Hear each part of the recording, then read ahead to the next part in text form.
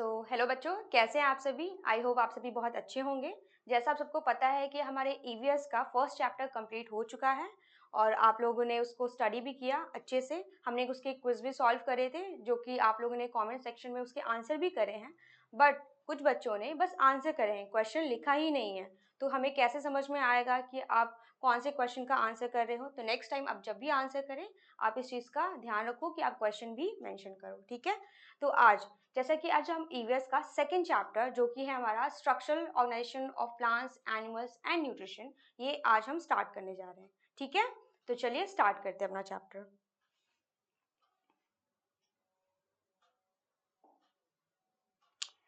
Start करने से पहले जैसा आप सबको पता है कि हमारा प्रखर बैच जो कि स्टार्ट हो चुका है 15 जुलाई से। तो जिन बच्चों ने अभी तक रजिस्ट्रेशन नहीं कराया है और जिसको प्रिपरेशन करनी है एग्ज़ाम की, आप प्लीज़ जाइए और जल्दी से हमारे बैच पे रजिस्ट्रेशन कराइए, ठीक है। चलिए, तो हम स्टार्ट करते हैं सेल से, ठीक है। हमने पिछले चैप्टर में भी पढ़ा था बायोटिक एंड एबायोटिक के बारे में। बहुत सिंपल है, आप सबको अब तक याद भी हो गया होगा। बायोटिक का सिंपल मीनिंग होता है लिविंग। जो भी लिविंग होता है उसको हम बायोटिक यूज करते हैं। जो नॉन लिविंग होते हैं उनके लिए हम टर्म यूज करते हैं नॉन लिविंग, ठीक है। क्या यूज करते हैं? नॉन लिविंग यूज करते हैं, मतलब एबायोटिक यूज करते हैं नॉन लिविंग के लिए और बायोटिक टर्म यूज करते हैं लिविंग के लिए। ये हमने पिछले चैप्टर में भी डिस्कस करा है, तो इससे ज्यादा कुछ आपको याद नहीं करना है। चलिए, अब है आपका सेल।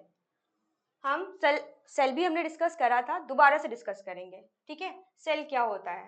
तो cell is the basic structural and functional unit of life.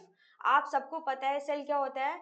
वो स्मॉलेस्ट यूनिट होता है किसी भी लिविंग ऑर्गेनिज्म का, ठीक है। ये क्या होता है? बिल्डिंग ब्लॉक होता है। हमने पढ़ा था सेल के बारे में कि सेल क्या होता है, किसी भी लिविंग ऑर्गेनिज्म का बिल्डिंग ब्लॉक होता है। मतलब जो कोई भी ऑर्गेनिज्म है वो किससे बना होता है? एक सेल से ही उसकी बॉडी का पूरा फॉर्मेशन होता है, ठीक है। पर यहाँ इससे तो हमें समझ में गया स्ट्रक्चरल क्यों लिखा है। जैसे आप यहाँ पे देखो तो यहाँ पे स्ट्रक्चरल वर्ड यूज किया है।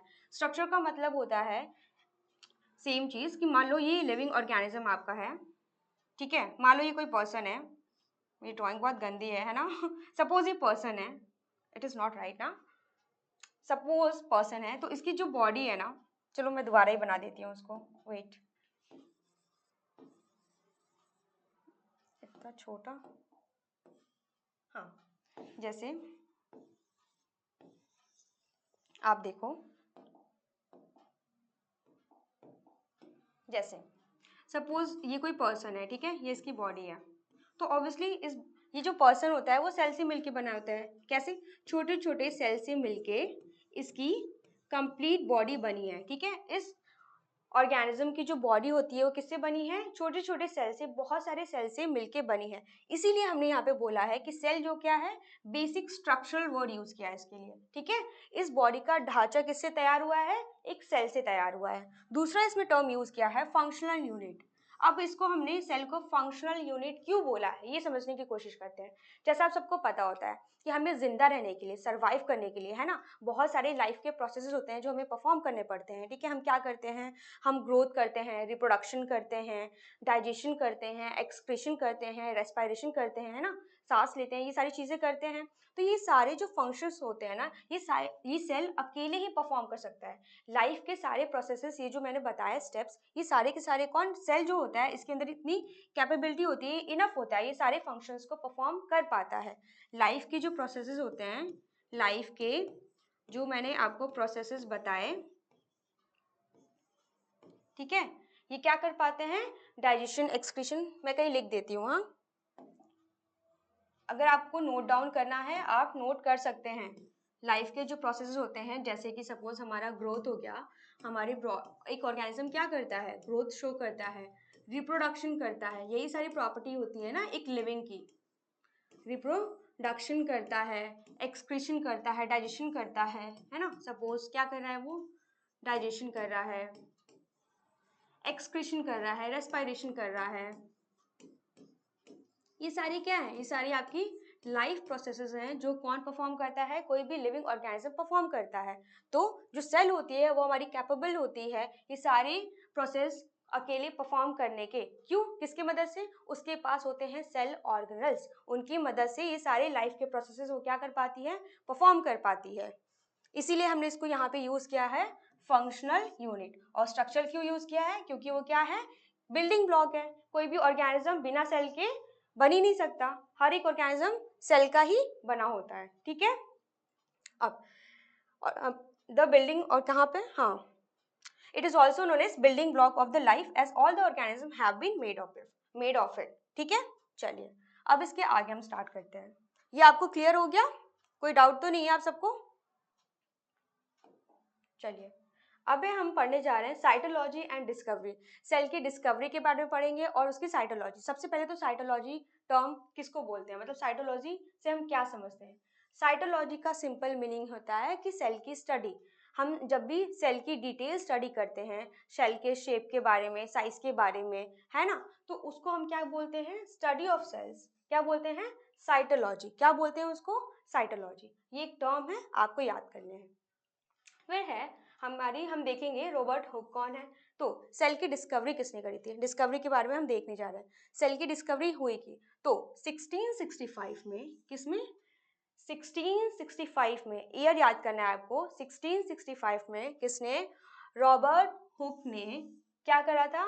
ये टर्म डिराइव करा था। ठीक है, सेल की 1665 में सेल की डिस्कवरी हुई थी। अब रॉबर्ट हुक ने क्या करा था? उनकी एक बुक थी, उन्होंने एक बुक लिखी थी जिसका नाम था माइक्रोग्राफिया। ये बुक याद नहीं करनी है आपको, आप बस सिंपली सुनो। तो उन्होंने एक बुक लिखी थी जिसका नाम था माइक्रोग्राफिया। उन्होंने फर्स्ट टाइम सेल टर्म जो है वहां पे इंट्रोड्यूस किया। ठीक है, तो उस बुक में अब इनको ये हमें जानना है कि सेल इनको पता कैसे चला, इन्होंने इसकी डिस्कवरी कैसे करी। तो देखो इन्होंने क्या किया, इन्होंने कॉर्क यूज किया। इन्होंने अपने सेल्फ मेड माइक्रोस्कोप के हेल्प से इन्होंने एक माइक्रोस्कोप बनाया था खुद के हेल्प से। ठीक है, सेल्फ मेड था वो। उस पर उन्होंने क्या किया? कॉर्क लिया, मतलब जो छाल होती है, ट्री होती है, जो बार्क होती है, छाल, वहां से उन्होंने एक वहां पे उसका टुकड़ा उठाया। ठीक है, फिर उस कॉर्क को, कॉर्क क्या होता है? उस पार्ट होता है, उस बार का जो छाल होती है ना, उसका एक पार्ट होता है, ये उसका एक, ये क्या है? पार्ट है। तो उन्होंने उस कॉर्क को क्या किया? अपने जो सेल्फ बनाए, मतलब सेल्फ मेड जो माइक्रोस्कोप है उसके अंदर उसको देखा। जब इस कॉर्क को उसके अंदर देखा तो उन्होंने he saw a Honey com like structure. ठीक है, उनको एक मधुमक्खी के छत्ते जैसा स्ट्रक्चर दिखा। क्या दिखा उनको? एक मधुमक्खी के छत्ते जैसा स्ट्रक्चर नजर आया, कुछ इस तरीके का स्ट्रक्चर उनको दिखा। ठीक है, इन्होंने ये देखा कि इसमें ये छोटे छोटे ऐसे एम्प्टी रूम्स टाइप के हैं, खाली रूम्स जैसे हैं। ठीक है, यहाँ से इन्होंने क्या देखा कि कैसे हैं? A little room. इन्होंने बोला कि लिटिल रूम जैसे हैं। कैसे हैं? छोटे छोटे क्या हैं? रूम्स जैसे हैं ये।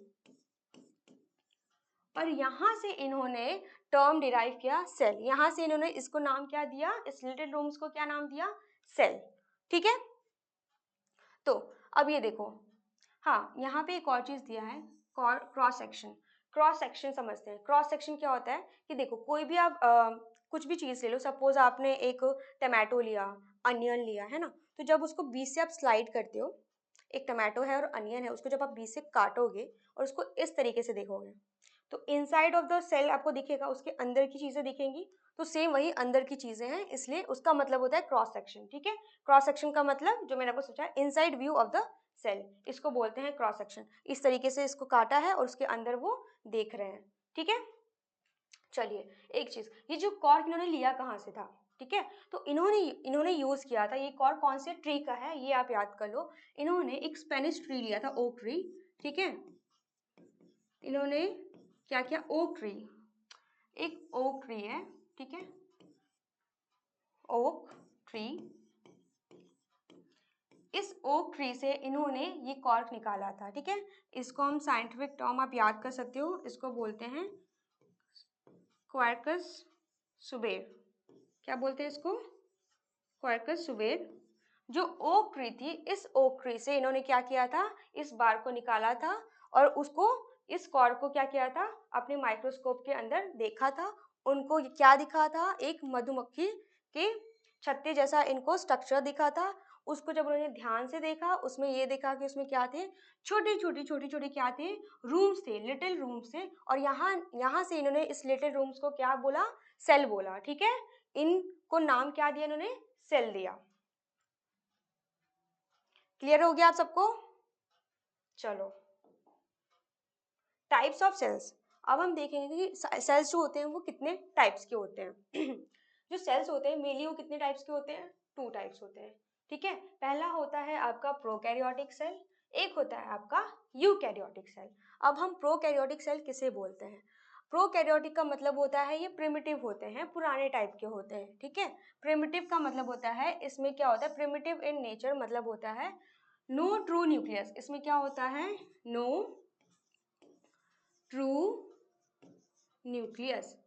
ठीक है, no true nucleus and have nuclear material without nucleus.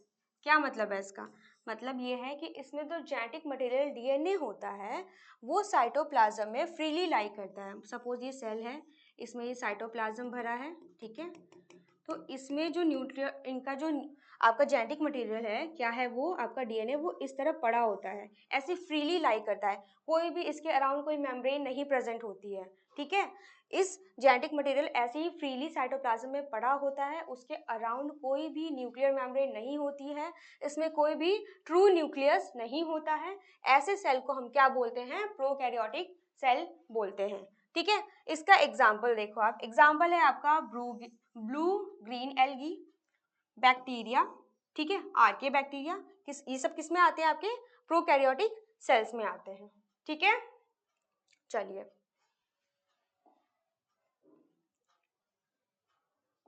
एक मिनट, ये आपका रहा, ये डायग्राम बनाया है, यहाँ पे एक फिगर दिया है, बैक्टीरिया का फिगर है। ये आपको याद नहीं करने, बट आप चाहो तो इसको देख सकते हो कि यहाँ पे देखो, यहाँ पे इसका जेनेटिक मटेरियल डीएनए यहाँ पे दिखा है विदाउट न्यूक्लियस। यहाँ पे इसका जो जेनेटिक मटेरियल ऐसे पड़ा हुआ है, ये सब आप जो देख रहे हो, इसमें क्या होता है, पर्टिकुलर यहाँ पे ऐसे कोई बाउंड्री से घिरा हुआ नहीं है, कोई भी न्यूक्लियर मेम्ब्रेन इसके अराउंड नहीं है, यहाँ पे कोई भी मेम्ब्रेन आपको ऐसे नहीं दिख रही है, इसलिए इसको बोला है कि इसमें नो ट्रू न्यूक्लियस। इसमें राइबोसोम्स होते हैं, हाँ, इसमें क्या होता है, इसमें राइबोसोम्स पाए जाते हैं। राइबोसोम्स जो होते हैं वो कैसे होते हैं, 70S राइबोसोम्स इसमें प्रोकैरियोटिक सेल्स में पाए जाते हैं। ठीक है, ये बैक्टीरिया का ये फ्लैजुलम होता है जिसे ये मूव करता है। उसके बाद ये साइटोप्लाज्म दे रखा है, सेल वॉल दे रखा है, प्लाज्मा मेम्ब्रेन है, और इसका यहाँ पे क्या दिख रहा है, पाइलिन, जो एक नॉन कॉन्ट्रैक्टाइल होता है। इसका मतलब ये होता है कि ये क्या होता, ये आपके मूवमेंट में हेल्प नहीं करता है। ठीक है, तो इतना डिटेल में हमें नहीं पढ़ना है ये चीज़, तो आप इसको बस ऐसे जान लो। चलो अब इसके आगे देखो, इसके आगे है हमारा यूकैरियोटिक सेल। यूकैरियोटिक सेल मतलब क्या होता है, ट्रू न्यूक्लियस। इसमें क्या होता है, ट्रू न्यूक्लियस प्रेजेंट होता है। ठीक है, ट्रू न्यूक्लियस, ट्रू न्यूक्लियस का क्या मतलब है, मतलब ये है कि इसमें क्या होता है, ये जो न्यूक्लियस है, ठीक है, आपका जो यहाँ पे न्यूक्लियस प्रेजेंट होता है, न्यूक्लियस के अराउंड ये क्या है, आपका मेम्ब्रेन प्रेजेंट होता है, ये होता है न्यूक्लियर मेम्ब्रेन। इस न्यूक्लियस के अराउंड ये न्यूक्लियर मेम्ब्रेन प्रेजेंट है, और हम इजिली डिफ्रेंशिएट कर पा रहे हैं। ठीक है, क्या है यहाँ पे, न्यूक्लियर मेम्ब्रेन आपका प्रेजेंट है, हम डिफ्रेंशिएट कर पा रहे हैं ना इसको। न्यूक्लियस के अराउंड क्या है, न्यूक्लियर मेम्ब्रेन प्रेजेंट है, इसलिए हमने बोला इसको कि ट्रू न्यूक्लियस इसमें प्रेजेंट है। उस वाले सेल में क्या था, प्रोकैरियोटिक में यही न्यूक्लियर मेम्ब्रेन एब्सेंट ही नहीं था, इसीलिए हम उसको क्या कह रहे थे कि वो उसमें no true nucleus is found. ठीक है, अब आगे देखो, the cell which have well developed cell organelles. देखो इसमें क्या होता है, न्यूक्लियस के अलावा और भी सेल ऑर्गेनल्स भी पाए जाते हैं। जो भी सेल ऑर्गेनल्स होते हैं, ठीक है, वो भी इसमें होते हैं, वाइल प्रोकैरियोटिक में नहीं होते हैं, कुछ पाए जाते हैं, सारे नहीं पाए जाते हैं। जैसे हमने देखा उसमें राइबोसोम्स होते हैं, है ना। तो अब ये देखो, इसका एग्जाम्पल क्या है, आपका अनियल सेल है और चीक सेल है, प्लांट सेल, एनिमल सेल, कुछ जो भी सारे फंजाई है ना, ये सारे के सारे किस में आएंगे, आपके यूकैरियोटिक सेल का एग्जाम्पल है। चलिए, हाँ, इसमें जो जेनेटिक मटेरियल आपका क्या होता है, डीएनए ही होता है। तो क्या होता है, न्यूक्लियस के इनसाइड क्या होता है, डीएनए प्रेजेंट होता है, और प्रॉपर क्या होता है, इसमें मेम्ब्रेन होता है, न्यूक्लियर मेम्ब्रेन प्रेजेंट होता है। इसमें आप इजीली डिफरेंशिएट कर सकते हो, न्यूक्लियस कहाँ है, साइटोप्लाज्म कहाँ है, ठीक है ना, डिफरेंशिएशन आप कर सकते हो। उसमें क्या था, उसमें आप नहीं कर पा रहे थे, उसमें न्यूक्लियस के अराउंड कोई भी मेम्ब्रेन नहीं होती है। इसमें क्या होता है, न्यूक्लियस के around a proper nuclear membrane present होती है, इसीलिए इसको बोलते हैं कि ट्रू न्यूक्लियस इसमें पाया जाता है। उसमें क्या होता है, no true nucleus is found. चलो आगे देखते हैं। आगे पहले हम ये देखेंगे कि plant cell versus animal cell. अब हम पढ़ने जा रहे हैं प्लांट सेल और एनिमल सेल के बारे में डिफरेंस पढ़ेंगे, दोनों में डिफरेंशिएशन स्टार्ट करते हैं। तो देखो, उससे स्टार्ट करने से पहले यहाँ पे दिया है एक चीज कि plant and animal cells in plants food, plants में food is stored as starch. Food जो होता है वो स्टार्च और फैट के फॉर्म में स्टोर होता है, वाइल एनिमल्स में क्या होता है, food is stored as glycogen and fat. तो देखो, इसका सिंपल सा फंडा है, होता क्या है कि जो आपके जो प्लांट सेल्स होते हैं ना, उसमें क्या होता है, वो अपने फूड को, जो खाना उनका, वो क्या करते हैं, फोटोसिंथेसिस करते हैं। फोटोसिंथेसिस के हेल्प से वो फूड का प्रिपरेशन करते हैं। जब खाना बच जाता है, एक्स्ट्रा हो जाता है, तो उस एक्स्ट्रा फूड को वो क्या करते हैं, वो स्टोर करते हैं स्टार्च के फॉर्म में, ठीक है। वो स्टार्च के फॉर्म स्टार्च के फॉर्म में करते हैं, वाइल एनिमल्स जो होते हैं वो किस फॉर्म में करते हैं, ग्लाइकोजन के फॉर्म में करते हैं। तो देखो, स्टार्च के फॉर्म में क्यों करते हैं, स्टार्च के फॉर्म में इसलिए करते हैं क्योंकि जो स्टार्च होता है ना, वो इनसॉल्युबल होता है। ये जो स्टार्च होता है आपका, आप तो ये कहोगे कि जो फूड होता है वो ग्लूकोज के फॉर्म में प्रिपेयर होता है ना, बट उसको उसको हम स्टार्च के फॉर्म में क्यों स्टोर करते हैं, क्योंकि जो हमारा स्टार्च होता है वो इनसॉल्युबल होता है। सेम वे में आपका ग्लाइकोजन भी क्या होता है, वो इनसॉल्युबल होता है। ग्लूकोज को प्लांट स्टार्च के फॉर्म में स्टोर करता है क्योंकि स्टार्च जो होता है वो इनसॉल्युबल होता है। इनसॉल्युबल मतलब पानी में ईजिली वो सॉल्युबल नहीं होगा, है ना। तो ईजिली वो क्या होगा, ऐसा तो नहीं होगा ट्रांसपोर्ट होके कहीं चला जाएगा या इवोपरेट हो जाएगा, प्लांट उसको यूज कर डालेगा। तो इसलिए क्या होता है, वो इनसॉल्युबल होता है, ये इनएक्टिव फॉर्म में होता है। इसी तरह ग्लाइकोजन भी क्या होता है, वो इनसॉल्युबल होता है, पानी में इजीली सॉल्युबल नहीं होता है, इसीलिए उसको ग्लाइकोजन के फॉर्म में, जो एक्स्ट्रा खाना होता है, एनिमल्स उसको ग्लाइकोजन के फॉर्म में स्टोर करके रखते हैं। और जब भी एनिमल्स को या प्लांट्स को फूड की रिक्वायरमेंट होती है, उस टाइम में वो क्या करते हैं, प्लांट्स क्या करते हैं, इस स्टार्च को ब्रेक डाउन करते हैं ग्लूकोज में, ठीक है, और फिर ग्लूकोज क्या होता है, सॉल्युबल होता है, तो फिर उसको इनटेक करते हैं, उस फूड को यूटिलाइज करते हैं। सेम वे में प्लांट्स क्या करते हैं, ग्लाइकोजन जो होता है वो इनसॉल्युबल होता है, तो जब उनको फूड की एनर्जी की रिक्वायरमेंट होती है तो वो क्या करते हैं, इस ग्लाइकोजन को ब्रेक डाउन करते हैं ग्लूकोज में, ठीक है ना। इस ग्लाइकोजन को ब्रेक डाउन करते हैं किसमें, ग्लूकोज में, इसको ग्लूकोज में ब्रेक डाउन करते हैं और फिर इस ग्लूकोज को यूज करते हैं, इस ग्लूकोज को यूज करते हैं और फिर इंस्टेंट एनर्जी इससे इनको मिल जाती है, ठीक है। चलिए,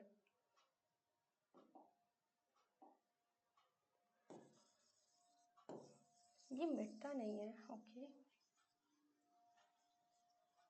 चलो, अब देखो आप पहले आपका दिया है यहाँ पे डिफरेंस दिया है, पहला आपका दिया है सेल मेम्ब्रेन, ठीक है। तो सेल मेम्ब्रेन जो होते हैं वो हमारे प्लांट सेल में भी प्रेजेंट होता है और आपका एनिमल सेल में भी प्रेजेंट होता है, ठीक है। अभी हम पढ़ेंगे इसके बारे में, थोड़ा थोड़ा इसके बारे में हम जानेंगे। अभी आप देखो यहाँ पे ये दिया, ये आपको याद करना है, इससे क्वेश्चन आएगा आपको, इस टेबल से आपको क्वेश्चन आएगा कि कौन सा सेल ऑर्गेनल्स किस में प्रेजेंट होता है और किस में नहीं प्रेजेंट होता है, तो ये चीज आपको ध्यान से देखनी है। जो देखो, cell membrane is found in both of it, plant में भी पाया जाता है, एनिमल में भी पाया जाता है। दूसरा है आपका सेल वॉल, सेल वॉल जो होता है प्लांट सेल में प्रेजेंट होता है, वाइल एनिमल सेल में एब्सेंट होता है। प्लांट सेल में पाया जाता है पर एनिमल सेल में क्या होता है, एब्सेंट होता है। अब ऐसा क्यों होता है, आप ये भी समझो। देखो, जो सेल वॉल होता है ना, वो रिजिडिटी प्रोवाइड करता है, ठीक है, सख्त बनाता है थोड़ा सा, है ना, सख्त बनाता है। तो होता क्या है कि प्लांट्स क्या होते हैं, वो एक जगह फिक्स्ड होते हैं, मूवमेंट नहीं शो करते हैं, है ना। तो उस टाइम में, और जब भी उनकी सेल एक्स्ट्रा वाटर एब्जॉर्ब कर लेती है, तो वो उनको क्या होता है, एक मतलब प्रेशर, जैसे ही प्रेशर बनता है तो जो सेल होती है वो कहीं ब्रस्ट आउट ना हो जाए, कोलैप्स ना हो जाए, इसलिए उसमें सेल वॉल की रिक्वायरमेंट होती है। सेल वॉल जो होती है प्रेजेंट होती है, वो उनको फटने से बचाती है, कोई इंजरी से बचाती है, चोट लग गई सेल को उससे बचाती है, उसको सपोर्ट करती है, ठीक है। रिजिड होती है, वो सख्त होती है। तो ये प्लांट सेल में प्रेजेंट होती है पर एनिमल्स में नहीं होती है। क्यों, क्योंकि एनिमल्स में क्या होता है ना, एनिमल्स जो होता है मूवमेंट करते हैं, तो उसके लिए फ्लेक्सिबिलिटी की रिक्वायरमेंट होती है, फ्लेक्सिबल होने चाहिए ना, तभी तो मूव कर पाएंगे इधर उधर जो भी है। तो हमारे में अगर सेल वॉल प्रेजेंट होगी, है ना, तो हमारा जो मूवमेंट होता है वो डिफिकल्ट हो जाता है, क्योंकि सेल वॉल तो रिजिडिटी प्रोवाइड करती है। तो अगर हमारे में सेल वॉल होगा तो हमारा जो मूवमेंट होता है वो डिफिकल्ट हो जाएगा। इसीलिए एनिमल्स के केस में सेल वॉल एब्सेंट होता है, बट प्लांट के केस में आपका सेल वॉल प्रेजेंट होता है। ठीक है, अब देखो सेल की शेप, ये तो आपको इजीली विजिबल यहाँ पे हो रहा है। मैं एक और डायग्राम है, मैं वो आपको दिखाऊंगी। यहाँ पे देख, सेल का शेप जो होता है, प्लांट सेल कैसा होता है, वो स्क्वायर होता है या फिर रेक्टेंगुलर होता है। ठीक है, आपको स्क्वायर या फिर रेक्टेंगुलर में मोस्टली आपको सेल उसकी शेप ऐसी नजर आएगी। बट एनिमल की जो सेल होती है वो कैसी होती है, इरेगुलर होती है और राउंड इन शेप होती है। ठीक है ना।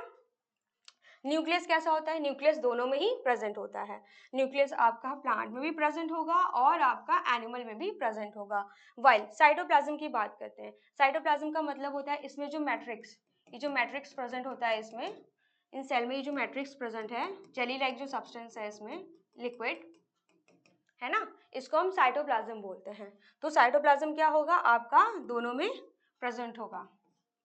फिर है आपका प्लास्टिड्स, प्लास्टिड्स की बात कर लेते हैं। तो प्लास्टिड जो होते हैं वो बस आपके प्लांट सेल में प्रेजेंट होते हैं, पर वो एनिमल सेल में नहीं होते हैं।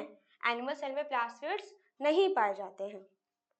अब देखो वैक्यूल, वैक्यूल की बात करो तो वैक्यूल जो होता है प्लांट सेल में सिंगल होता है। ठीक है, सिंगल होता है या फ्यू होते हैं, कुछ हो सकते हैं, किसी किसी में क्या होते हैं, एल्गी वगैरह में कुछ होते हैं, एक से ज्यादा भी हो सकते हैं, बट मोस्टली कितने होते हैं, सिंगल होते हैं। सेंट्रली पोजीशन होते हैं, बीच में ही होते हैं, बड़े से होते हैं। ठीक है, वाइल एनिमल में कैसे होते हैं, छोटे हो सकते हैं और एक से ज्यादा हो सकते हैं। ठीक है ना, न्यूमरस पाए जाते हैं। चलो अब ये देखो, हाँ ये इसी डायग्राम की मैं बात कर रही थी। यहाँ पे देखो, यहाँ पे अब हम फंक्शंस पढ़ेंगे सेल ऑर्गेनेल्स के बारे में। तो जैसा आप देख रहे हो, ये आपका प्लांट सेल है और ये आपका एनिमल सेल है। ठीक है, अब यहाँ पे देखो, ये प्लांट सेल है, इसमें इसका ये जो आउटर वॉल है, ये रहा इसका आउटर वॉल, ये आपका सेल वॉल दिया है ना। एक मिनट बच्चों, ये दो तो माइटोकॉन्ड्रिया, ये गलत है। ठीक है, और आपका लाइसोसोम यहाँ पे बनाया है, बट ये अच्छा ये नहीं है, कुछ मिस्टेक्स हैं इसमें। Golgi apparatus, nucleus, endoplasm, reticulum से Golgi apparatus, chloroplast. Okay so done. देखो जो सेल वॉल है, ये आउटर मेम्ब्रेन क्या है, ये सेल वॉल है। ठीक है, ये स्ट्रक्चर जो दिख रहा है आपको, ये क्या है, ये माइटोकॉन्ड्रिया है।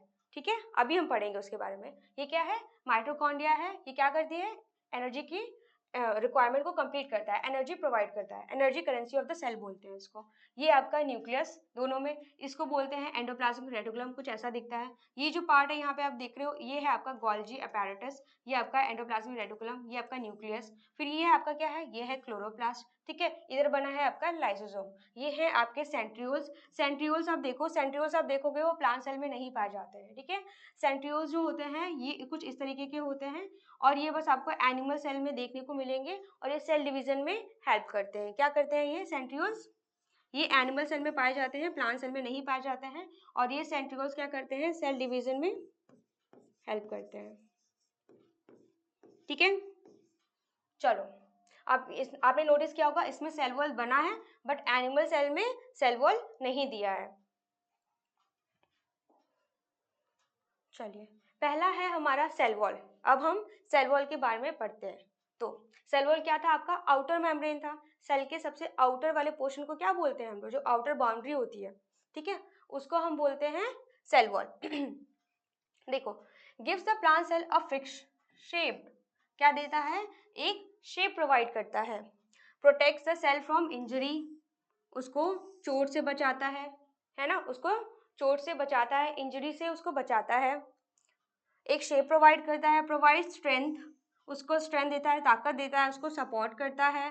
Prevents the cell from bursting when it absorb too much water, मैंने बताया था ना आपको, जब सेल ज़्यादा पानी पी लेता है, ज़्यादा पानी एब्जॉर्ब कर लेता है, उस केस में कहीं सेल ब्रस्ट ना हो जाए, इस प्रेशर जो इस पे पानी का जो प्रेशर लग रहा है, इसके वजह से जो सेल है वो कहीं ब्रस्ट आउट ना हो जाए, इस वजह से उससे कौन बचाता है, इसको सेल वॉल बचाता है।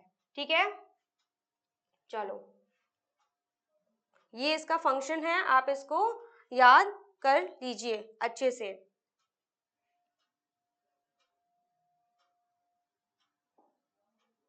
फिर आता है आपका सेल मेम्ब्रेन, जिसको हम लोग प्लाज्मा मेम्ब्रेन भी बोलते हैं। सेल मेम्ब्रेन को क्या बोलते हैं? प्लाज्मा मेम्ब्रेन भी बोलते हैं। ठीक है, चलो यहाँ पे ये चीज देखो, प्रोटेक्ट्स द सेल। ये क्या है? Cell membrane protects the cell. क्या करता है ये? प्रोटेक्शन प्रोवाइड करता है। क्या करता है आपको? ये सेल को प्रोटेक्शन प्रोवाइड करता है। सेल वॉल क्या करता था? वो फिक्स्ड शेप देता था उसको, एक पर्टिकुलर शेप देता था। ठीक है, जैसे एक घर होता है, एक होम होता है, उसकी जो आउटर बाउंड्री होती है ना, बाउंड्री वॉल्स जो बनते हैं, है ना, बाउंड्री होती है, तो समझो आप उस तरीके से समझो, जैसे आपका घर है तो सपोज लो वो सेल है, उसका जो आउटर बाउंड्री है वो आप उसको सेल वॉल समझो। ठीक है, आया समझ में? फिर घर के बाद क्या? दरवाजा आता है। घर का क्या होता है? एक डोर होता है ना, जो बताता है कि वो क्या करता है, डोर होता है, वो ये बताता है कि कौन एग्जिट करेगा, कौन एंट्री करेगा, कितने मॉलिक्यूल्स अंदर आएंगे, कितने मॉलिक्यूल्स बाहर जाएंगे, कितने आदमी अंदर आ सकते हैं, कितने बाहर जा सकते हैं, ये कौन रेगुलेट करता है? वो डोर रेगुलेट करेगा। तो यहाँ पे हमारा डोर कौन है? सेल मेम्ब्रेन या फिर plasma membrane. It gives the cell its shape. ये भी क्या करता है? उसको, सेल को शेप प्रोवाइड करता है। उसके अलावा controls what enters and leaves the cell.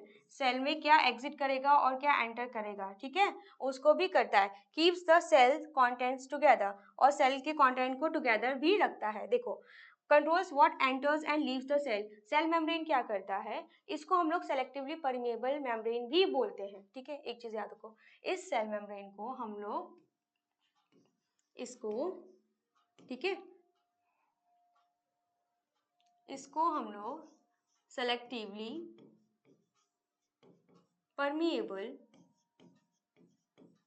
ठीक है, देखो, selectively permeable membrane, selectively permeable membrane भी बोलते हैं। हम क्यों बोलते हैं? क्योंकि ये सेलेक्टेड मॉलिक्यूल्स को एंट्री देता है और एग्जिट देता है। ये डिसाइड करता है कि कौन से मॉलिक्यूल्स अंदर आएंगे, कौन से मॉलिक्यूल्स बाहर जाएंगे। इसलिए इसको बोला हमने सेलेक्टिवली परमिएबल मेम्ब्रेन भी इसको बोलते हैं। ठीक है, ये सेलेक्टेड मॉलिक्यूल्स को पास आउट, एग्जिट और पास ऑन होने देता है। सेलेक्टेड मॉलिक्यूल्स को, सेलेक्टेड मॉलिक्यूल्स को इन एंड आउट करता है। ठीक है, इसलिए इसको सेलेक्टिवली परमिएबल मेम्ब्रेन भी बोलते हैं। इसको आप अपने घर के दरवाजे जैसा समझो, जैसे उस दरवाजे से कोई भी आ जा सकता है। सेम वे में ये सेल का दरवाजा है जो क्या करता है? Entry and exit of molecules का देखरेख करता है। चलो, हाँ, एक और चीज, keeps the cell contents together. इसका क्या मतलब है? इसका मतलब ये है, keeps the cell contents together, कि सपोज जैसे आपने एक बलून समझो, है ना, सपोज एक बलून लिया, गुब्बारा लिया, उसमें पानी भर दिया आपने। उस पानी में, चलो आपने वाटर बॉल्स होते हैं छोटे छोटे जो पानी में जाके बड़े हो जाते हैं, कलरफुल होते हैं, तो आपने वो भी ऐड कर दिए। तो आप उसको, ये जो बलून है, जो रबर का स्ट्रक्चर है उसमें, उसको आप प्लाज्मा मेम्ब्रेन या फिर आप सेल मेम्ब्रेन समझ लो। उसके अंदर का जो पानी है वो आपका साइटोप्लाज्म हो जाएगा, और जो उसके अंदर में हमने वाटर बॉल्स डाले वो आपके क्या हो जाएंगे? सेल ऑर्गेनल्स हो जाएंगे। आप इस तरीके से समझो। तो ये क्या करता है? उनको होल्ड ऑन टुगेदर करता है। ठीक है, उसने साइटोप्लाज्म प्लस सेल ऑर्गेनल्स को क्या करके रखा है? बांधे रखा है, एक जगह इकट्ठा करके रखा है ना, होल्ड ऑन करके रखा है। किसकी मदद से? वो जो रबर है, बलून का जो रबर स्ट्रक्चर है ना, उसी तरह प्लाज्मा मेम्ब्रेन क्या करता है? सबसे पहले क्या होता है? सेल वॉल होता है, उसके बाद आपका सेल मेम्ब्रेन होता है, उसके अंदर क्या होता है? आपके सेल ऑर्गेनल्स और साइटोप्लाज्म होते हैं। तो प्लाज्मा मेम्ब्रेन क्या करता है? साइटोप्लाज्म और सेल ऑर्गेनल्स को होल्ड करके रखता है। तो इस लाइन का मतलब वही है कि keeps the cell content, content क्या है आपका? साइटोप्लाज्म और सेल ऑर्गेनल्स टुगेदर, उनको साथ में होल्ड करके रखता है। चलो, न्यूक्लियस। अब हम न्यूक्लियस के बारे में पढ़ेंगे। ठीक है, तो सेल का ब्रेन, न्यूक्लियस को आप सिंपली समझो कि सेल का जो ब्रेन होता है, कौन होता है? न्यूक्लियस होता है। ठीक है, जैसा हमारा ब्रेन क्या करता है? हमारे सारे एक्टिविटीज को कंट्रोल करता है। In the same way cell के सारे एक्टिविटीज को कौन कंट्रोल करता है? न्यूक्लियस कंट्रोल करता है। ठीक है, controls all the activities of cell. कैसे एक्टिविटीज? ठीक है, प्रोटीन्स बनेंगे नहीं बनेंगे, फूड बनेगा नहीं बनेगा, डाइजेशन होगा, ठीक है, एक्सक्रीशन होगा, रिप्रोडक्शन होगा, ये सारी एक्टिविटीज कौन कंट्रोल करता है? न्यूक्लियस कंट्रोल करता है। Contains genetic material. न्यूक्लियस क्या करता है? जेनेटिक मटेरियल मतलब डीएनए कंटेन करता है। इसके अलावा क्या करता है, इट कंट्रोल्स ग्रोथ, है ना, सेल की ग्रोथ का, रिप्रोडक्शन का, सेल डिवीजन, सेल कब डिवाइड करेगा, ये सारी एक्टिविटीज कौन कंट्रोल करता है, न्यूक्लियस कंट्रोल करता है। It act as the brain of the cell, ठीक है, क्या मैंने बताया यहाँ पे आपका ब्रेन का स्ट्रक्चर बना है, इजिली रिमेंबर हो जाएगा। ये क्या होता है, सेल के ब्रेन जैसे वर्क करता है, सेल का ब्रेन ही होता है ये, ठीक है। चलो ओके, अब है हमारा साइटोप्लाज्म। साइटोप्लाज्म मैंने अभी बताया, जो उसमें लिक्विड मैट्रिक्स होता है, जो लिक्विड उसमें भरा होता है उसको क्या बोलते हैं, जेली लाइक जो लिक्विड होता है उसमें, जेली लाइक सब्सटेंस। ये जो आप उसमें सब्सटेंस देख रहे हो जेली लाइक, ये जो है, ठीक है, ये जो लिक्विड है इसको क्या बोलते हैं, ठीक है। इस लिक्विड के अंदर आप देखो तो क्या है, ये सेल ऑर्गेनल्स क्या होते हैं, सस्पेंडेड है, उसमें पड़े हुए हैं, ठीक है। तो देखो, jelly like substance that fills the cell, उसको क्या बोलते हैं, साइटोप्लाज्म। इस जेली लाइक सब्सटेंस को क्या बोल रहे हैं, साइटोप्लाज्म। इसका नाम क्या है, cytoplasm. Holds all the cell organelles in place. हाँ, इसमें इसके वजह से क्या है, सारे जो उसमें सेल ऑर्गेनल्स है उसमें सस्पेंडेड है, हर जगह उसमें फ्रीली पड़े हुए हैं इधर उधर, है ना। तो एक तरीके से वो क्या कर रहा है, सेल ऑर्गेनल्स को होल्ड करे हुए है ना, कहीं ना कहीं उसको क्या किए हैं, उसमें उसके वजह से क्या उसको मीडियम मिल गया है, उसमें वो लोग पड़े हुए हैं, किसकी वजह से, आपके साइटोप्लाज्म की वजह से। जो सेल ऑर्गेनल्स हैं अपनी अपनी जगह पे पड़े हुए हैं, किसकी वजह से, साइटोप्लाज्म की वजह से। Site where most chemical reactions occur, ठीक है।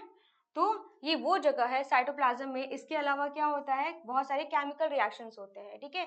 जो भी सेल रिएक्शंस परफॉर्म करता है, जो भी उसको रिएक्शंस करने होते हैं, सेल के जो भी रिएक्शंस होते हैं, वो सारे रिएक्शंस कहाँ होते हैं, कहीं ना कहीं वो साइटोप्लाज्म में होते हैं। तो सेल के ज़्यादातर रिएक्शंस कहाँ होते हैं, साइटोप्लाज्म में होते हैं। तो इसीलिए ये क्या इसको बोला गया है कि it is the site where most chemical reactions occur, ठीक है। ये वो जगह है जहाँ पे सेल के ज़्यादातर केमिकल रिएक्शंस परफॉर्म किए जाते हैं। चलिए, ये सारे फंक्शंस जो हम पढ़ रहे हैं सेल ऑर्गेनल्स के, ये बहुत इंपॉर्टेंट है बच्चों। इसको अच्छे से आप समझो और इसको याद ज़रूर करना आप, ठीक है, क्योंकि इनसे क्वेश्चन आएंगे आप सभी को। देखो, अब हम जानेंगे क्लोरोप्लास्ट। तो क्या था, इसमें लिखा है प्लांट सेल्स ओनली। अभी हमने देखा कि chloroplast is found only in plants. Chloroplast कहाँ होता है, प्लांट्स में होता है, बट वो एनिमल्स में नहीं होता क्लोरोप्लास्ट। एक चीज देखो, हमने जब वो टेबल पढ़ा था, टेबल, उस टेबल में क्लोरोप्लास्ट नहीं दिया था, वहां पे प्लास्टिड लिखा था। अगर आपने नोटिस किया होगा तो उस टेबल में क्लोरोप्लास्ट की जगह प्लास्टिड्स लिखा था, और लिखा था कि प्लास्टिड जो होते हैं वो प्लांट सेल में प्रेजेंट होते हैं पर एनिमल सेल में नहीं होते, एब्सेंट लिखा था, ठीक है। तो देखो प्लास्टिड्स, ठीक है, देखो प्लास्टिड्स, प्लास्टिड्स जो होते हैं वो 3 टाइप्स के होते हैं। कितने होते हैं, 3 टाइप्स के, 3 टाइप्स के। कौन कौन से होते हैं आपका, पहला होता है आपका क्लोरोप्लास्ट, जो ये रहा, क्या होता है आपका, क्लोरोप्लास्ट। दूसरा होता है आपका क्रोमोप्लास्ट, क्रोमोप्लास्ट, जान लो आप इन सब चीजों के बारे में, क्लोरोप्लास्ट, क्रोमोप्लास्ट। और तीसरा होता है आपका ल्यूकोप्लास्ट।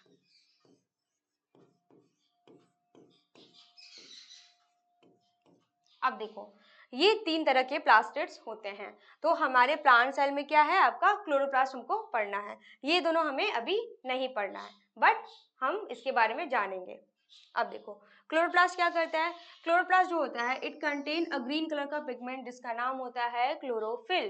क्या करता है, ये एक पिगमेंट कंटेन करता है जिसका नाम होता है क्लोरोफिल। क्लोरोफिल क्या करता है, सनलाइट को ट्रैप करता है, ठीक है। फिर वाटर और एयर की मदद से क्या करते हैं, वो फूड बनाते हैं। उस प्रोसेस को बोलते हैं हम लोग फोटोसिंथेसिस। उससे क्या करते हैं, वो फूड की प्रिपरेशन करते हैं, ठीक है, फूड की प्रिपरेशन करते हैं। उस प्रोसेस को बोलते हैं हम लोग फोटोसिंथेसिस। तो क्लोरोप्लास्ट क्या करता है, ये करता है मेक फूड, ठीक है। ये प्लास्टिक आपका क्या करता है, फूड मेकिंग में हेल्प करता है, इट मेक फूड। दूसरा है आपका क्रोमोप्लास्ट। क्रोमोप्लास्ट क्या करता है, ये क्या करता है, ये पिगमेंट स्टोर करके रखता है, डिफरेंट डिफरेंट पिगमेंट स्टोर करके रखता है, ये कलर प्रोवाइड करता है to the different parts of the plants के जो पार्ट्स होते हैं, ठीक है, लीव्स हो गए, फ्लावर्स हो गया, फ्रूट्स हो गया, इन सबको कलर कौन प्रोवाइड करता है। आपने कभी सोचा है कि जो फ्रूट्स होते हैं, वेजिटेबल्स जो इतनी रंग बिरंगी आती हैं, इनको कलर्स कहाँ से मिलते हैं, ये क्रोमोप्लास्ट प्रोवाइड करता है। टमाटो में रेड कलर होता है, सब्जियों में, मैंगो को आपको येलो कलर देखा होगा, है ना, ये सब कलर्स कहाँ से आते हैं, तो ये यहाँ से आता है।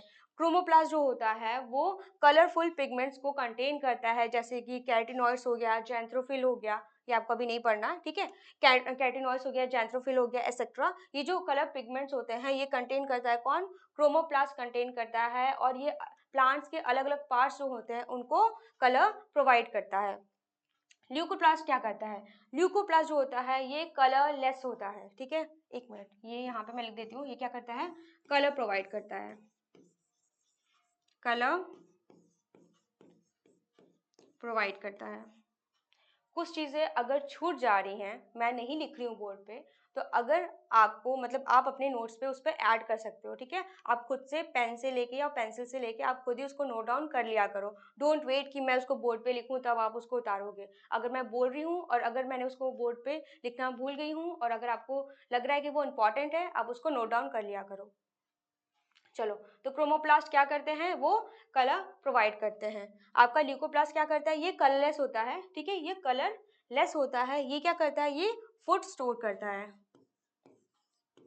ठीक है, स्टोर फूड, ठीक है, store food in the form of oil के फॉर्म में, फैट के फॉर्म में, स्टार्च के फॉर्म में, प्रोटीन के फॉर्म में, जो भी फूड आते हैं आपको उसको ये स्टोर करता है। बहुत सारे सीड्स होते हैं ना, जैसे आपने देखा होगा मस्टर्ड की सीड हो गई, ग्राउंडनट हो गई, मूंगफली हो गई, बादाम वगैरह होते हैं, ये सब क्या करते हैं, सनफ्लावर के जो सीड्स होते हैं ये सब ऑयल स्टोर करते हैं। ये सब खाना किस फॉर्म में स्टोर करते हैं, ऑयल के फॉर्म में। जब हम उनको मशीन में ले जाके और उसमें से ऑयल निकालते हैं, ऑयल निकलता है ना, तो वो उनका कहीं ना कहीं वो फूड को स्टोर करके रखा है, किस फॉर्म में, ऑयल के फॉर्म में, ठीक है। तो वो क्या होता है, ल्यूकोप्लास्ट क्या करता है, फूड को स्टोर करता है। अब वो चाहे वो प्रोटीन के फॉर्म में करे, ऑयल के फॉर्म में करे, या फिर जिस फॉर्म में भी करे, है ना, स्टार्च के फॉर्म में करे, जैसे आलू होता है वो क्या करता है, वो किस फॉर्म में करता है, वो स्टार्च के फॉर्म में फूड को स्टोर करके रखता है। तो देखो तीन चीज़ प्लास्टिक क्या होता है, प्लास्टिक थ्री टाइप्स के होते हैं, कौन कौन से, हमारा क्लोरोप्लास्ट होता है, क्रोमोप्लास्ट होता है, ल्यूकोप्लास्ट होता है। जो क्लोरोप्लास्ट होता है वो फूड बनाता है with the help of photosynthesis की मदद से फूड मेक करता, मतलब फूड बनाता है आपका। क्रोमोप्लास्ट क्या करता है, कलर प्रोवाइड करता है, जो प्लांट्स होते हैं उसके अलग अलग पार्ट्स को कलर कौन प्रोवाइड करता है, क्रोमोप्लास्ट प्रोवाइड करता है। जो ल्यूकोप्लास्ट होता है वो क्या करता है, वो खाने को स्टोर करके रखता है। तो इनमें से मेन हमें पढ़ना है क्लोरोप्लास्ट। तो chloroplast contain chlorophyll green pigment, मैंने बताया क्या होता है, ऑलरेडी बताया मैंने कि क्लोरोप्लास्ट क्या करता है, ग्रीन कलर का पिगमेंट होता है क्लोरोफिल, इसको स्टोर करके रखता है। ये क्या करता है, सनलाइट को कैप्चर करता है, ट्रैप सनलाइट दिया हुआ है यहाँ पे। Makes food for the plant by photosynthesis, ठीक है, खाना बनाता है with the process of photosynthesis. Photosynthesis की मदद से क्या करता है, खाना बनाता है।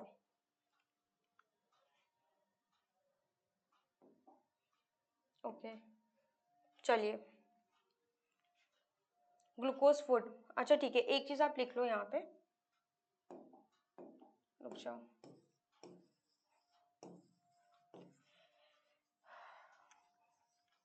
ये शायद आप में दिया नहीं है, बट नहीं, थोड़ा बहुत आप पढ़ लोगे तो सही रहेगा। वेट, रिएक्शंस नहीं दिया है, मतलब दिया है बट रिएक्शंस अभी नहीं दिया है, मेरा ये कहने का मतलब है।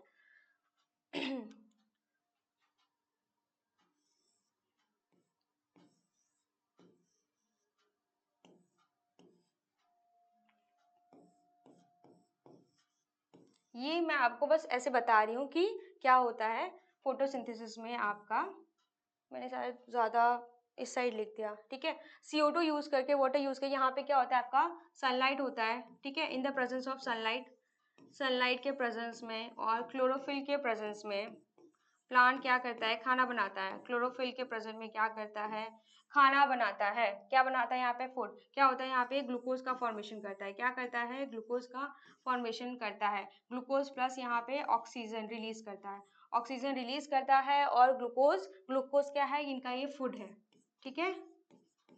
ठीक है, ये इनका क्या है, ये इनका फूड है, इसको बनाता है। CO2 यूज करके आप चाहो तो लिख सकते हो और नहीं चाहो तो नहीं लिख सकते हो। इट्स लाइक आपको समझने के लिए क्या करता है प्लांट, ये आपका प्रोसेस है, ये आपका मैंने रिएक्शन लिखा है फोटोसिंथेसिस का। क्या होता है, CO2 वाटर सनलाइट को यूज करके क्या करता है प्लांट, ग्लूकोज का फॉर्मेशन करता है, मतलब फूड प्रिपेयर करता है। ये फूड जो हम बताते हैं कि प्लांट फूड प्रिपेयर कर रहा है वो ये रहा, ग्लूकोज बना रहा है प्लस ऑक्सीजन को रिलीज करता है। ठीक है, क्या करता है आपका ग्लूकोज, अगर आप लिखना चाहो ग्लूकोज का, मैं यहाँ पे लिख देती हूँ C6H12O6, ये होता है हमारा ग्लूकोज। ठीक है, ये जनरल वे में है, आप चाहो तो इसको नोट डाउन कर सकते हो। यहाँ पे दिया था डायग्राम में, जैसे आप देखो यहाँ पे, तो बस इस वजह से मैंने उसको बता दिया थोड़ा सा। माइटोकॉन्ड्रिया, अब हम पढ़ेंगे mitochondria. So it produce energy. एक और चीज आगे मैं बता दूंगी। हाँ, जैसे हम एक घर की एग्जाम्पल हमने लिया था ना एक होम का, कि जो उसका बाउंड्री था वो हमने बोला था सेल वॉल होती है, जो उसका डोर था वो हमने बोला था प्लाज्मा मेम्ब्रेन होता है। ठीक है, तो उस होम में आपका ये जो क्लोरोप्लास्ट है, आप उसको किचन बोल सकते हो। किचन में क्या होता है, हमारा मोस्टली खाना बनता है। एग्जाम्पल, तो घर में हमारा खाना कहाँ बनता है, किचन में। तो ये सेल का खाना कहाँ बनता है, क्लोरोप्लास्ट में बनता है। ठीक है, अब माइटोकॉन्ड्रिया। ठीक है, तो माइटोकॉन्ड्रिया क्या होती है, ये energy currency of the cell होती है, सेल को एनर्जी यहाँ से मिलती है, माइटोकॉन्ड्रिया प्रोवाइड करती है। It produces energy in the form of ATP।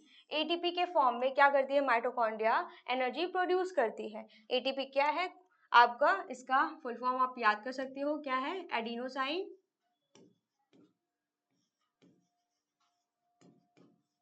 Triphosphate.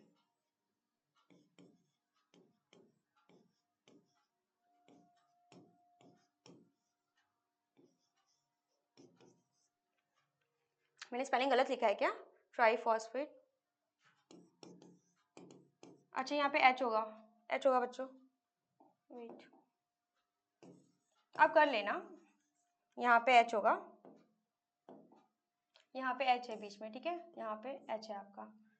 तो देखो, ठीक है, तो माइटोकॉन्ड्रिया क्या करती है, वो एनर्जी प्रोड्यूस करती है, किस फॉर्म में, ATP के फॉर्म में। एडिनोसाइन ट्राइफॉस्फेट आपकी एनर्जी प्रोड्यूस करती है, supply energy for all cell activities के लिए। सेल को जो भी एक्टिविटीज परफॉर्म करनी होती है, जितने भी काम करने होते हैं अपने, कहाँ किसके हेल्प से करता है, उसके लिए एनर्जी कहाँ से मिलती है उसको, माइटोकॉन्ड्रिया उसको सारी एनर्जी प्रोवाइड करता है। ठीक है, known as the power house of the cell. Cell के पावर हाउस कौन है, माइटोकॉन्ड्रिया को बोलते हैं। माइटोकॉन्ड्रिया क्या करती है, उसको एनर्जी प्रोवाइड करती है, इसलिए उसको बोलते हैं power house of the cell. चलिए, अब है आपका वैक्यूल।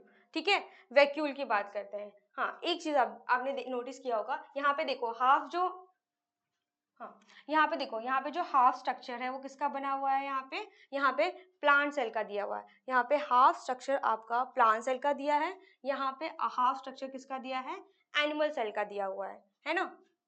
अब इसके देखो, ये जो एनिमल सेल है, ये आपका एनिमल सेल है, एनिमल सेल में ये आपका वैक्यूल बना हुआ है, ये आपका वैक्यूल है।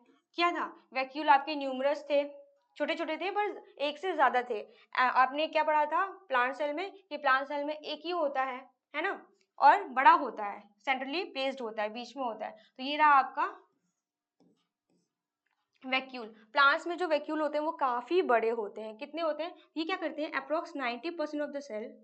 ठीक है, प्लांट सेल का 90% जो हिस्सा होता है, जो स्पेस होता है, वो कौन, वैक्यूल कवर कर लेता है। ठीक है, वाइल एनिमल सेल में छोटे छोटे होते हैं, उतना स्पेस इसमें कवर ऑक्यूपाई वो नहीं करते। अब देखो, vacuole stores water, food, minerals and wastage. Vacuoles का फंक्शन क्या होता है, वैक्यूल्स क्या करते हैं, वो वाटर को, फूड को, मिनरल्स को और वेस्ट मटेरियल्स जो भी होते हैं सबको क्या करते हैं, वो इसमें स्टोर करके रखते हैं। क्या कर सकते हैं, इसमें ये स्टोर करके रखते हैं। Helps maintain the shape and firmness of the plant cell. ये भी क्या करते हैं, शेप में और उसका firmness of the plant cell उसको बना के रखते हैं, शेप बना के रखते हैं। ठीक है, फॉर्मनेस का मतलब सिंपल सा होता है, जैसे कि मान लो बलून है, उसमें आपने पानी भरा है ना, तो उसका शेप मेंटेन है। बट क्या होगा, अगर आप पानी निकाल दोगे उसमें से, या फिर उसमें से एयर है, अगर उसको निकाल दोगे तो कहीं ना कहीं वो श्रिंक हो जाएगा, है ना, कहीं ना कहीं वो श्रिंक हो जाएगा, तो वो फॉर्मनेस नहीं रहेगी। तो वही बोला है कि वो क्या करता है, कहीं ना कहीं वो वैक्यूल क्या करता है, सेल का फॉर्मनेस और शेप उसको बनाए रखता है। मेंटेन करके रखता है। Large in plant cells and small in animal cells. Visible है वो तो क्लियरली आपका कि लार्ज प्लांट सेल में कैसा होता है, लार्ज होता है, काफी बड़ा है प्लांट सेल में तो, वाइल आपका एनिमल सेल में कैसा है, स्मॉल है, छोटे छोटे हैं, ठीक है। एंडोप्लाज्मिक रेटिकुलम, अब हम पढ़ेंगे एंडोप्लाज्मिक रेटिकुलम के बारे में। तो देखो एंडोप्लाज्मिक रेटिकुलम क्या करता है, इसमें करने से पहले ये देखो एंडोप्लाज्मिक रेटिकुलम आपके दो टाइप के होते हैं। कैसे होते हैं, देखो यहाँ पे 2 टाइप्स के होते हैं, ठीक है। कौन कौन से, एक होता है आपका रफ एंडोप्लाज्मिक रेटिकुलम और एक होता है आपका स्मूथ एंडोप्लाज्मिक रेटिकुलम, ठीक है। रफ होता है और कैसा होता है, स्मूथ होता है। तो देखो यहाँ पे क्या होता है रफ एंडोप्लाज्मिक रेटिकुलम्स में, इसमें जो गोल गोल दिख रहा है स्ट्रक्चर आपको ऐसे, ये राइबोसोम्स है। इसमें क्या होता है, राइबोसोम्स प्रेजेंट होते हैं, इसीलिए हमने इसको लिखा है यहाँ पे rough endoplasmic reticulum. But smooth endoplasmic reticulum में राइबोसोम्स नहीं पाए जाते हैं, ठीक है। देखो जो रफ एंडोप्लाज्मिक रेटिकुलम्स है ना, ये जो आपको स्ट्रक्चर दिख रहा है, यहाँ पे लिख देती हूँ मैं, ये जो आपको छोटे छोटे उसमें स्ट्रक्चर दिख रहे हैं राइबोसोम्स, जो आपको स्ट्रक्चर दिख रहे हैं ना, दीज आर राइबोसोम्स। ये रफ एंडोप्लाज्मिक रेटिकुलम, इसको रफ क्यों बोलते हैं, इसको स्मूथ क्यों बोलते हैं, ये आपको समझ में आया। रफ इसलिए बोलते हैं क्योंकि इसमें राइबोसोम्स प्रेजेंट होते हैं। राइबोसोम्स का क्या फंक्शन होता है, वो प्रोटीन की सिंथेसिस करते हैं, प्रोटीन बनाते हैं। स्मूथ एंडोप्लाज्मिक रेटिकुलम क्या होता है, इसमें राइबोसोम्स नहीं होते हैं, ठीक है, इसलिए इनको स्मूथ बोला गया है। और स्मूथ एंडोप्लाज्मिक रेटिकुलम क्या करते हैं, वो लिपिड का फॉर्मेशन करते हैं, ठीक है। और जो भी टॉक्सिक सब्सटेंस होता है उसको डिटॉक्सिफाई करते हैं, अगर कोई हार्मफुल है उसको हार्मलेस में करते हैं, डिटॉक्सिफाई करते हैं उसको। चलो देखो, तो यहाँ पे दिया है transport materials from one part of the cell to another. ये क्या करते हैं, मटेरियल्स को ट्रांसपोर्ट करते हैं। एक बार यहाँ पे राइबोसोम्स की मदद से यहाँ पे प्रोटीन सिंथेसाइज हो जाता है, यहाँ पे लिपिड बन जाता है, तो वो क्या करते हैं इसको, फिर ये ट्रांसपोर्ट करते हैं, वो एक जगह से दूसरी जगह तक कौन लेके जाता है, आपका एंडोप्लाज्मिक रेटिकुलम। ये क्या करता है आपका, ट्रांसपोर्ट करता है मटेरियल्स को। मटेरियल्स मतलब जो भी यहाँ पे बनेगा आपका, प्रोटीन बनेगा, लिपिड बनेगा, फैट बनेगा, उसको वो ट्रांसपोर्ट करते हैं। Rough endoplasmic reticulum makes protein. हाँ, हमने अभी बोला कि जो रफ एंडोप्लाज्मिक रेटिकुलम है वो क्या बनाता है, प्रोटीन बनाता है। कैसे बनाता है, राइबोसोम, क्योंकि उसमें राइबोसोम्स प्रेजेंट होते हैं और राइबोसोम्स का फंक्शन होता है कि वो प्रोटीन सिंथेसाइज करते हैं। Smooth endoplasmic reticulum makes fats. जो स्मूथ एंडोप्लाज्मिक रेटिकुलम है उसमें राइबोसोम्स एब्सेंट होते हैं, तो वो क्या करते हैं, वो फैट लिपिड का फॉर्मेशन करते हैं and helps remove the harmful substance, ठीक है। और क्या करते हैं, हार्मफुल सब्सटेंस को रिमूव करते हैं, टॉक्सिक सब्सटेंस को डिटॉक्सिफाई करते हैं। गोल्जी अपैरेटस क्या है अब आपका, गोल्जी अपैरेटस। ये जो स्ट्रक्चर आप देख रहे हो ये किसका है, गोल्जी अपैरेटस। इसको गोल्जी बॉडी भी बोलते हैं, ठीक है। गोल्जी अपैरेटस को गोल्जी बॉडी भी बोलते हैं। इनको, इसकी डिस्कवरी कैमिलो गोल्जी ने करी थी। अब देखो इसमें क्या होते हैं, ये modifies packages and stores proteins and fat. अब देखो एंडोप्लाज्मिक रेटिकुलम, एक चीज आपने नोटिस किया, अच्छा नहीं दिया है उसमें, ओके ओके। देखो इसमें क्या होता है, एंडोप्लाज्मिक रेटिकुलम जो प्रोटीन्स और लिपिड फैट्स को जो बनाते हैं, जो एंडोप्लाज्मिक रेटिकुलम जब उसको बना लेते हैं, सिंथेसाइज कर लेते हैं, तो वो ट्रांसपोर्ट कहाँ करते हैं, गोल्जी बॉडी को, गोल्जी अपैरेटस को। अभी उन प्रोटीन को और उन फैट को क्या करते हैं, ये पैक्ड करते हैं, जैसे हम गिफ्ट रैप करते हैं ना, उसी तरह ये पैक्ड कर देते हैं, ठीक है। उनको मॉडिफाई करते हैं, उनको पैक करते हैं अच्छे से छोटे छोटे वेसाइकल्स में, ठीक है। उन फैट को, ये जो आप देख रहे हो छोटे छोटे क्या है, स्मॉल वेसाइकल्स हैं, ठीक है। ये क्या है, छोटे छोटे आपके साइकिल है, इसको मॉडिफाई करते हैं, इसमें इसको पैक करते हैं और फिर इसको ट्रांसपोर्ट कर देते हैं, छोटे छोटे स्मॉल वेसाइकल्स में पैक करते हैं। इसको हम क्या बोलते हैं, स्मॉल वेसाइकल्स आपके छोटे छोटे हैं, बैग लाइक स्ट्रक्चर, छोटे छोटे ऐसे छोटे छोटे में इसको पैक करते हैं और फिर पैक करने के बाद इनको ट्रांसपोर्ट कर देते हैं। अब इनको, इन प्रोटीन्स या इन लिपिड्स, इन फैट्स की जहाँ पे भी रिक्वायरमेंट होती है, सेल को बाहर भी जरूरत पड़ सकती है ना, प्रोटीन की जरूरत बाहर भी पड़ सकती है, अंदर भी हो सकती है, तो इनसाइड सेल रखना है या बाहर भेजना है, ये काम किसका होता है, गोल्जी अपैरेटस का होता है। Sends them to different parts of the cell और आउटसाइड, ठीक है। फिर है acts like the post office और packaging certain of the cells. Okay, आप जैसे याद कर सकते हो कि जैसे पोस्ट ऑफिस में क्या होता है, वहाँ पे अब कोई भी आपको डिलीवरी देती है ना, डिलीवरी होती है वहाँ पे कोई पैक, मतलब पोस्ट ऑफिस में आपको क्या होता है, पैकेजिंग होता है, फिर वहाँ से वो डिलीवर होता है होम टू होम, कहाँ भेजना है, ये कौन, पोस्ट ऑफिस वाले, वहाँ पे एड्रेस लिखा होता है, सब कुछ लिखा होता है, फिर वो लोग डिसाइड करते हैं किसके घर पे देना है ना। तो सेम वे में यहाँ पे क्या होता है कि कौन सा ये जो प्रोटीन्स फैट्स वगैरह बने हैं, तो ये कहाँ पे जाएंगे, तो जिसको ज़रूरत होती है वहाँ पे जाते हैं। और ये कौन डिसाइड करता है, आपका गोल्जी बॉडी डिसाइड करता है। आप देखो ये है इजी आपका मेमोरी ट्रिक। देखो ये इजी आपको, अब हमने सेल ऑर्गेनल्स के बारे में पढ़ लिया है, हमने सेल ऑर्गेनल्स के बारे में पढ़ लिया है, सारी चीज़ें जो भी हमने डिस्कस करी है आपको अच्छे से याद करनी है। ये आपका इजी वे है, ट्रिक है याद करने का, आप ऐसे याद कर सकते हो, इससे कनेक्ट कर सकते हो, इसलिए ये आपका फ्लो चार्ट बनाया गया है। देखो जैसे सेल वॉल को हमने बोला, ये क्या होता है, घर की दीवारें, बाउंड्री, तो आप उस तरीके से इसको समझ के याद कर सकते हो। उस तरीके से सेल जो होती है वो रिजिड प्रोवाइड करती है, सपोर्ट प्रोवाइड करती है, प्रोटेक्शन प्रोवाइड करती है। सेम वे में आपका सेल मेम्ब्रेन का आप गेट कीपर आप याद कर सकते हो कि कौन से मटेरियल्स आएंगे, कौन से मटेरियल्स बाहर जाएंगे, है ना, सेलेक्टिवली परमेबल होती है आपकी। उसके बाद ब्रेन कंट्रोल करता है हमारी बॉडी को, है ना। न्यूक्लियस क्या करता है, हमारी बॉडी को कंट्रोल करता है। इन द सेम वे वो जो भी सेल के फंक्शंस होते हैं उसको कौन कंट्रोल करता है, न्यूक्लियस कंट्रोल करता है। साइटोप्लाज्म क्या होता है, जेली लाइक सब्सटेंस होता है, इसमें सारे सेल ऑर्गेनल्स क्या होते हैं, सस्पेंडेड होते हैं फ्रीली। आपके क्लोरोप्लास्ट क्या होता है, किचन होता है, एक तरीके से वहाँ पे फूड मेक करता है, खाना बनाता है सेल के लिए। खाना कौन बनाता है, ये कौन फूड प्रिपेयर करता है, क्लोरोप्लास्ट करता है। माइटोकॉन्ड्रिया क्या होता है, power house of the cell बोलते हैं, energy currency of the cell बोलते हैं इसको, है ना। क्या करता है, ये एनर्जी प्रोवाइड करता है सेल को। वैक्यूल क्या करता है आपका, ये आपका स्टोरेज टैंक होता है, स्टोर रूम समझ जाओ, स्टोरेज टैंक और स्टोर रूम, ये क्या करता है, वाटर, आपका वाटर हो गया, फूड हो गया, वेस्ट हो गया, जो भी न्यूट्रिएंट्स होते हैं वो सब क्या करता है, होल्ड करके रखता है, उसमें रहता है। और आपका एंडोप्लाज्मिक रेटिकुलम क्या होता है, ट्रांसपोर्ट करता है चीज़ें, क्या करता है, प्रोटीन बनाता है, लिपिड बनाता है, फिर क्या करता है, उनको ट्रांसपोर्ट करता है, किसको, गोल्जी बॉडी को। गोल्जी बॉडी क्या करती है, फिर इसको पैक करती है और फिर डिलीवर कर देती है आपके होम। तो इस तरीके से आप सेल ऑर्गेनल्स और उसके फंक्शंस को याद कर सकते हो। ये आपका एक शॉर्ट ट्रिक था याद करने के लिए, ताकि आप उसको भूलो ना और इजिली रिमेंबर रख सको, ठीक है। चलिए अब हम देख लेते हैं हमारा, इससे पहले हम कुछ क्वेश्चंस करेंगे, इससे पहले अब इससे रिलेटेड हम कुछ क्वेश्चंस करेंगे। तो चलिए ये हमारा हाँ, तो बच्चों देखो हमारा फर्स्ट क्विज आता है आपका, which structure is found only in plant cells and gives it's a fixed shape. बताइए, इसका आंसर बताइए। हमने अभी टॉपिक कंप्लीट करा और कुछ क्वेश्चंस करने जा रहे हैं, तो इसका आंसर बताइए। Which structure is found only in plant cell and gives it a fixed shape? कौन प्रोवाइड करता है, सेल मेम्ब्रेन नहीं, सेल वॉल, हाँ कौन, सेल वॉल। उसको शेप कौन देता है, सेल वॉल देता है। Which organelle is responsible for making food using sunlight? खाना कौन बनाता है सनलाइट को यूज करके, अभी हमने डिस्कस करा था, आंसर क्या होगा आपका, क्लोरोप्लास्ट, ठीक है। If a cell has a large central vacuole, अगर सेल के पास एक बड़ा सा सेंट्रल वैक्यूल है और क्लोरोप्लास्ट होता है, तो बताओ वो कौन सा सेल होगा, क्या वो एनिमल सेल है, प्लांट सेल है, बैक्टीरिया है, स्पर्म सेल है, क्या होगा, बड़ा सा वैक्यूल है, खाना भी बनाता है, क्लोरोप्लास्ट कंटेन करता है, क्या होगा इसका आंसर, प्लांट सेल।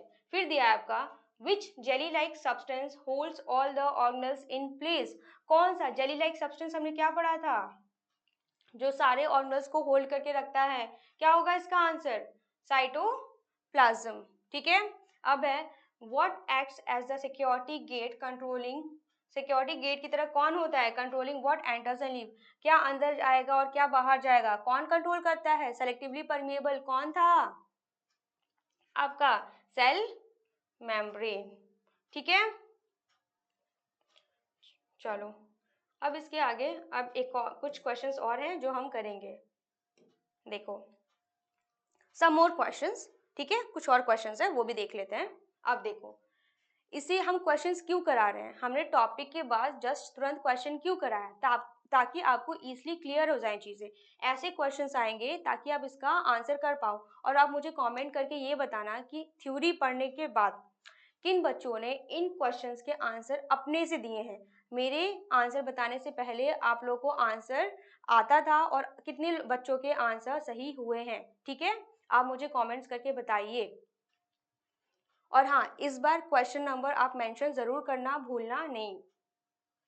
अगर आपको ये सारे क्वेश्चंस आते हैं, इसका मतलब आपको थ्योरी समझ में आई है। अगर आपको क्वेश्चंस नहीं आ रहे हैं, इसका मतलब आपको थ्योरी नहीं समझ में आई है या फिर आपने अच्छे से सुना नहीं है, ठीक है? चलो, तो ये हम क्यों करें, इससे आपका कॉन्सेप्ट और क्लियर हो जाएगा। तो which organelle is known as the power house of the cell? Power house of the cell किसको बोलते हैं? सेल को एनर्जी कहाँ से मिलती है? Nucleus, mitochondria, lysosome, ribosome. ये क्या है आपका? कंपुलोज। कंपुलोज क्या है इसका आंसर? ये कुछ होता नहीं है, पता नहीं क्या है एक्स्ट्रा। इसका आंसर होगा आपका माइटोकॉन्ड्रिया, ठीक है? फिर है what is the main function of the smooth endoplasmic reticulum? Smooth endoplasmic reticulum, rough endoplasmic reticulum का क्या फंक्शन था? प्रोटीन सिंथेसिस करता था। ये क्या है आपका? ये है आपका स्मूथ एंडोप्लाज्मिक रेटिकुलम। इसका क्या फंक्शन है? प्रोटीन नहीं, ये तो ऑब्वियसली रफ वाला करता है। तो मेक फैट एंड डिटॉक्सिफाई, किसका फंक्शन है ये? एंडोप्लाज्मिक रेटिकुलम का। फिर है आपका which tiny organelles are the factories and synthesize proteins? बताइए, प्रोटीन्स कौन सिंथेसाइज करता है? राइबोसोम्स, ठीक है? Protein factories of the cell किसको बोलते हैं? राइबोसोम्स को। फिर है आपका the garbage disposal of the cell. Waste materials कहाँ स्टोर होते हैं?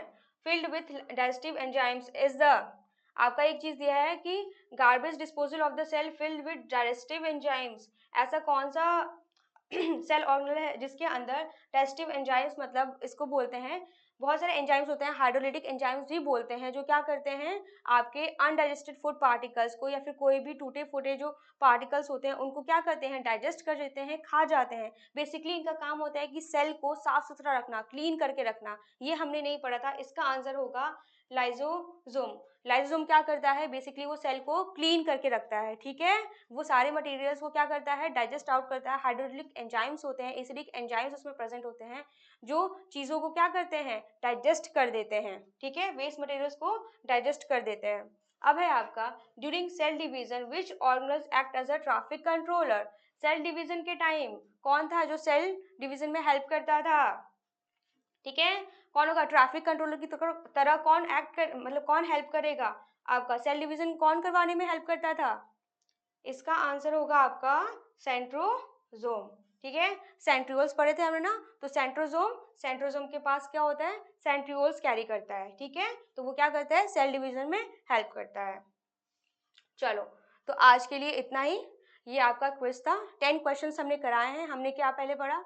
हमने सेल स्टार्ट किया था, ठीक है? हमने सेल ऑर्गेनेल्स के बारे में पढ़ा, फिर एक एक करके हमने हर एक चीज़ क्लियर आउट करी, फिर हमने कुछ क्वेश्चंस करे हैं।